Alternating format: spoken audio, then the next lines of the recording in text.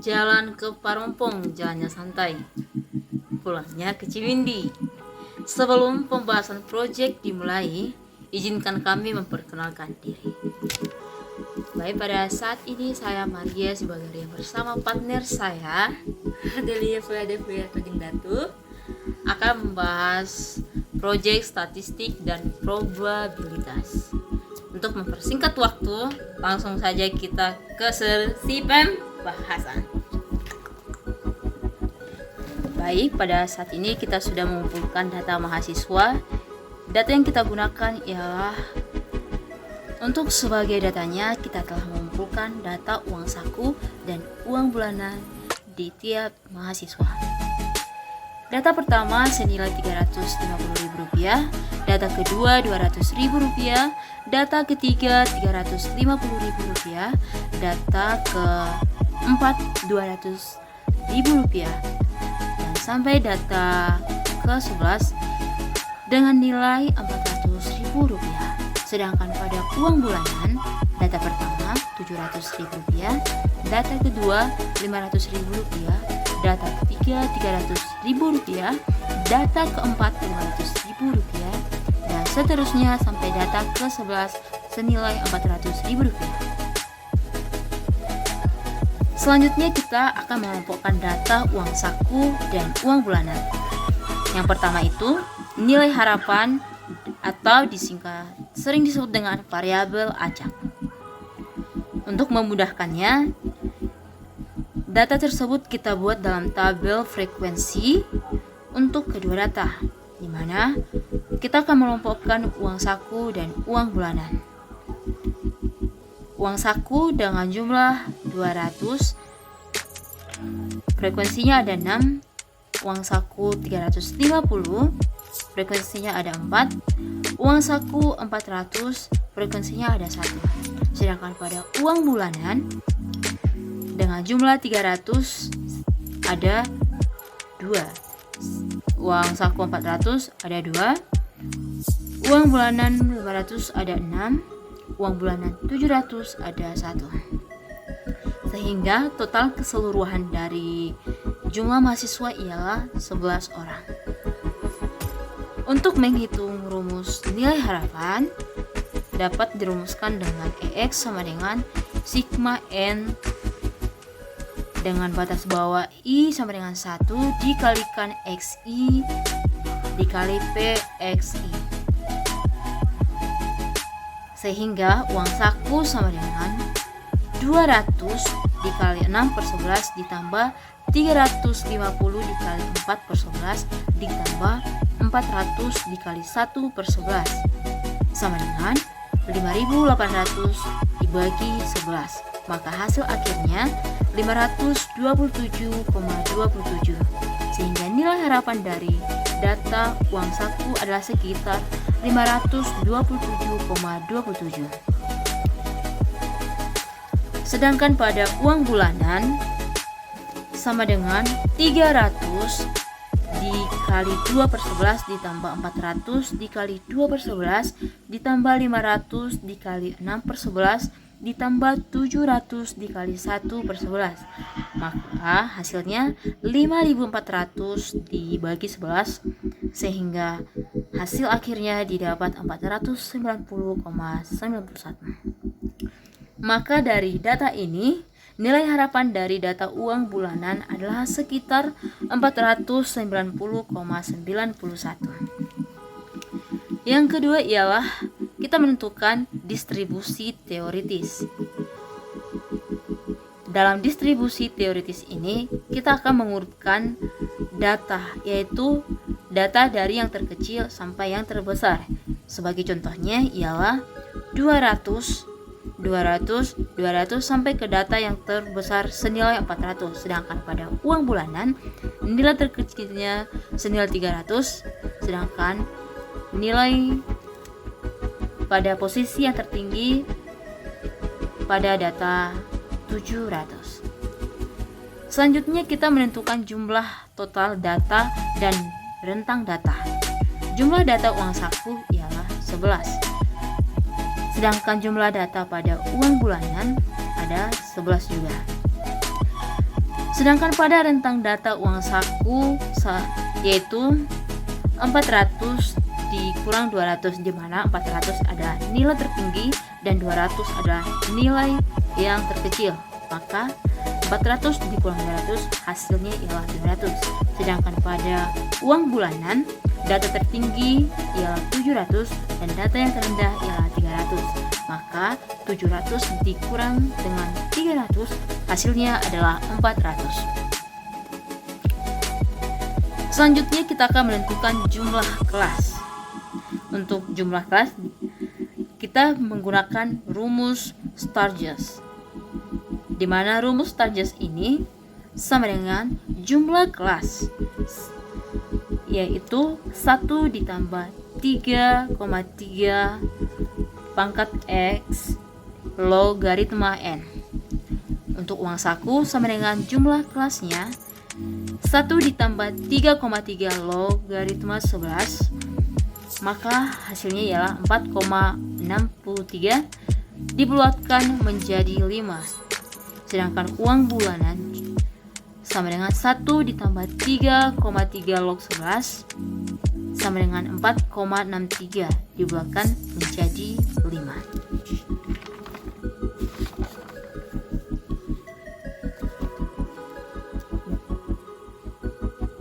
Selanjutnya kita akan menentukan panjang interval kelas. Rumusnya sama dengan rentang data dibagi dengan jumlah kelas. Untuk uang saku 200 dibagi 5 sama dengan 400. Sedangkan pada uang bulanan 400 dibagi 5 sama dengan 80. 200 ini didapat dari data terendah pada uang saku, begitu juga dengan uang bulanan. Didapat dari data terendah pada uang bulanan dengan jumlah 400. Selanjutnya ialah menentukan batas kelas.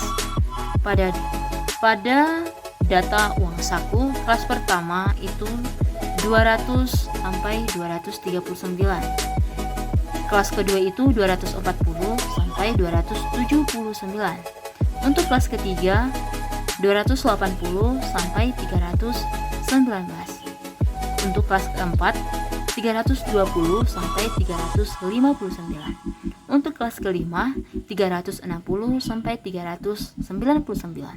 Sedangkan pada data uang bulanan, kelas 1 itu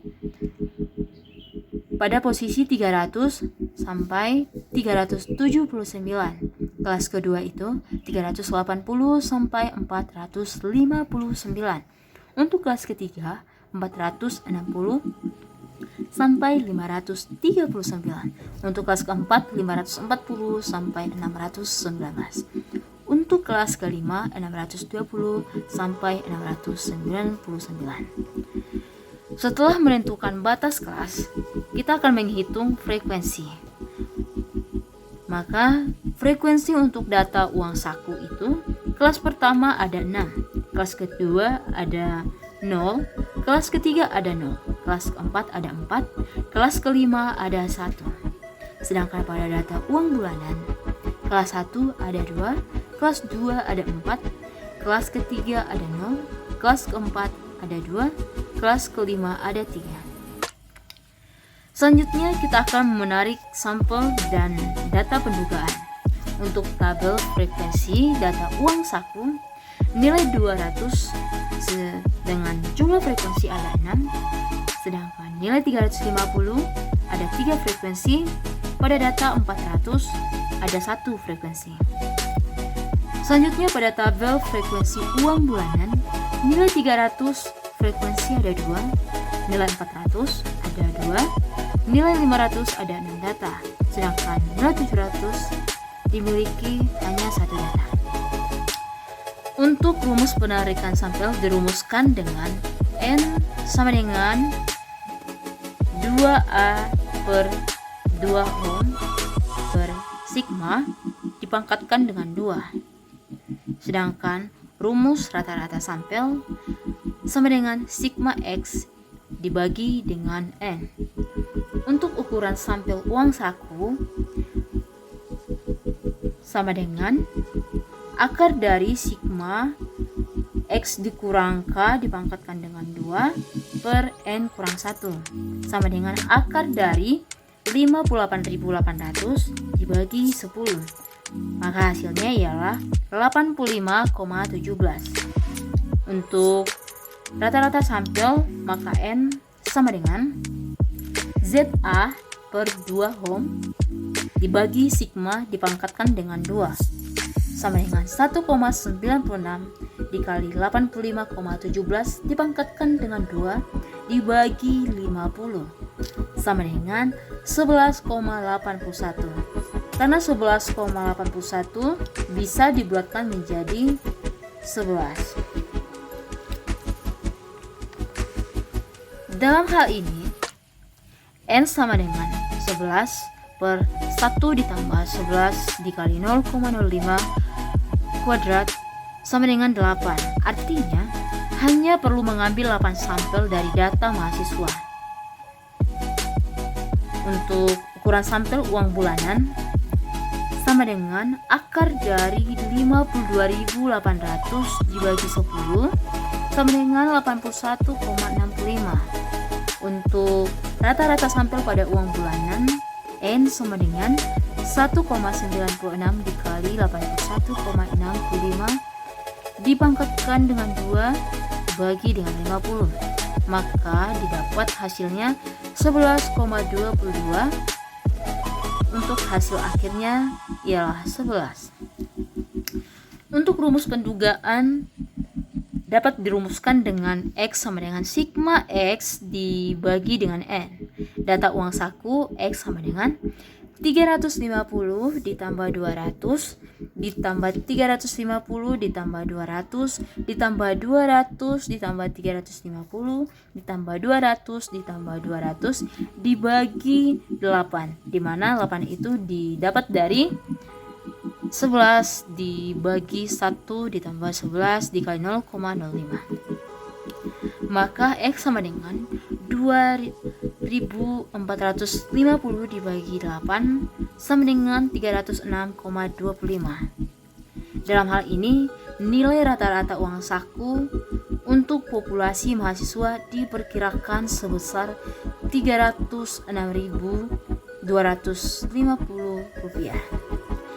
Untuk data uang bulanan, X sama dengan 700 ditambah 500 ditambah 300 ditambah 500 ditambah 200 ditambah 500 ditambah 400 ditambah 500 dibagi 8. Maka X sama dengan 3200 dibagi 8. Maka hasil akhirnya ialah 400. Maka dalam hal ini, nilai rata-rata uang bulanan untuk mahasiswa diperkirakan sekitar Rp400.000.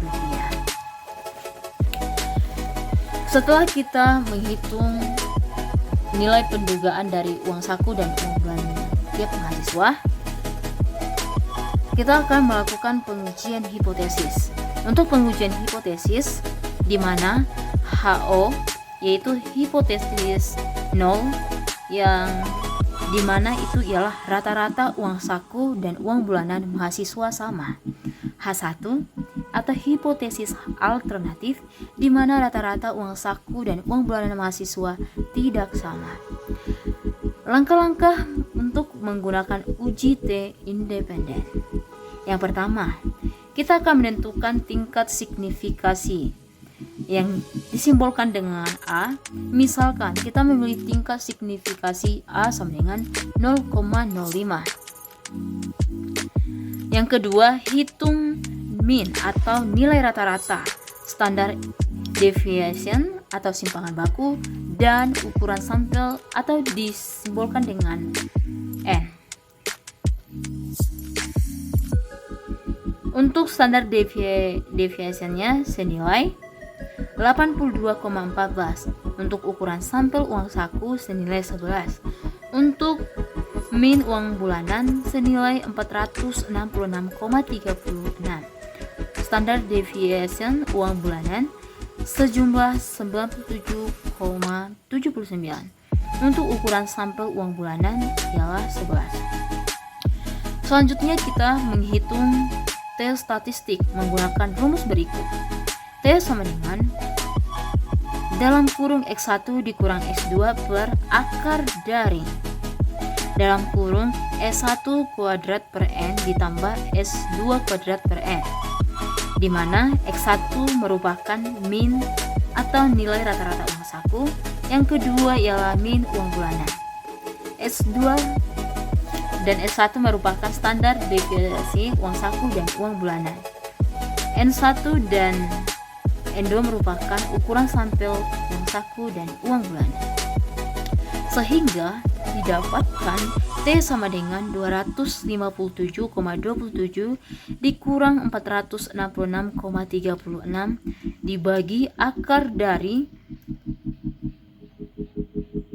182,14 pangkat 2 dibagi 11 ditambah 97,79 kuadrat dibagi 11. Maka hasil akhirnya ialah minus 4,03. 4. Hitung derajat kebebasan menggunakan rumus DF sama dengan N1 ditambah N2 dikurang 2 untuk DF sama dengan 11 ditambah 11 dikurang 2. Hasilnya ialah 20. Selanjutnya ialah menentukan nilai T kritis. Pada derajat kebebasan 20 dan tingkat signifikan yang disimbolkan dengan A sejumlah 0,05. Nilai T kritis adalah kurang lebih 2,093. Selanjutnya kita akan melakukan perbandingan antara nilai T statistik dengan T kritis. Jika nilai T statistik lebih besar dari T kritis positif atau lebih kecil dari T kritis negatif, maka kita dapat tolak hipotesis 0.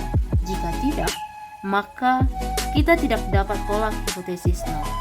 Sehingga minus 4,03 lebih kecil dari minus 2,093, sehingga kita dapat tolak hipotesis 0. Sebagai kesimpulan, karena kita dapat tolak hipotesis 0, maka dapat disimpulkan bahwa rata-rata uang saku dan uang bulanan mahasiswa tidak. Kemudian, setelah data sudah terkumpul, kami akan membuat diagram histogram, poligon, dan diagram Ogive dengan interval 200 sampai 249. Jumlah frekuensi ada 6. 250 sampai 299. Selanjutnya kita akan mengelompokkan data uang saku dan data uang bulanan menggunakan tabel, yaitu rentang kelas 200 sampai 299 dengan frekuensi 6, FK-nya ada 6 dan FKB ada 10. Data 300 sampai 399 frekuensinya ada 3, FK-nya ada 9, FKB ada 4. Rentang kelas 400 sampai 499 frekuensi ada 1 dan FK ada 10 dan FKB ada 1. Sedangkan pada data uang bulanan mahasiswa interval 300 sampai 399 frekuensi ada 2, FK ada 2 dan FKB ada 12. Interval 400 sampai 499 frekuensi ada 2, FK ada 4, FKB ada 10. Interval 500 sampai 599 frekuensi ada 7, FK ada 11 dan FKB ada 8. Interval 600 sampai 699 frekuensi 0, FK 11 dan FKB ada 8. Interval 700 sampai 799 frekuensi ada 1, FK ada 12 dan FKB ada 7. Setelah kita menyelesaikan tabel dari masing-masing data, kita akan membuat diagram, histogram, dan poligon. Yang pertama kita akan menentukan data histogram pada uang saku. Pada uang saku dengan histogram 199,5 sampai 299,5 pada posisi pertama. histogram 299 sampai 399,5 pada posisi ketiga, histogram 399,5 sampai 499,5 pada posisi pertama. Untuk poligon pada uang saku 199,5 sampai 299,5 pada posisi pertama. Poligon dengan rentang 299,5 sampai 399,5 pada posisi ketiga. Selanjutnya 399,5 sampai 499,5 pada posisi pertama. Sedangkan diagram histogram dan poligon pada uang bulanan dengan rentang kelas 299,5 sampai 399,5 pada posisi kedua. Untuk histogram 399,5 sampai 499,5 pada posisi pertama. Histogram 499,5 sampai 599,5 pada posisi ketujuh. Selanjutnya 699,5 sampai 799,5 pada posisi pertama. Untuk diagram poligon pada uang bulanan 299,5 sampai 399,5 pada posisi kedua. 399,5 sampai 499,5 pada posisi kedua. Poligon dengan rentang kelas 499,5 sampai 599,5 pada posisi ketujuh. Selanjutnya poligon pada rentang kelas 699,5 sampai 799,5 pada posisi pertama. Setelah diagram histogram dan poligon pada uang saku dan uang bulanan sudah didefinisikan, sekarang kami akan melanjutkan pada diagram OGIF. Yang pertama pada uang bulanan, yaitu 299 pada posisi kedua dan 399 pada posisi kedua, 499,5 pada posisi keempat, 599,5 pada posisi ke-8, 699,5 pada posisi ke-7, 799,5 pada posisi yang ke-14, yaitu untuk nilai positifnya. Sedangkan untuk nilai negatifnya yaitu 299,5 pada posisi ke-12, 399,5 pada posisi ke-10, 499,5 pada posisi ke-8, 599,5 pada posisi ke-8 juga, 699,5 pada posisi ke-7, dan 799,5 pada posisi yang pertama. Selanjutnya OGIF pada uang saku, yaitu 199,5 pada posisi 0, 299,5 pada posisi ke-6, 399,5 pada posisi ke-9, 499,5 pada posisi ke-10, yaitu untuk nilai positifnya. Sedangkan untuk nilai negatifnya 499,5 pada posisi 0 dan 399 pada posisi yang pertama, 299,5 pada posisi ke-3,5 dan 199,5 pada posisi ke-10, dan itu untuk nilai negatif. Demikian hasil pembahasan dari proyek statistik yang telah kami bahas. Sekian dan terima kasih.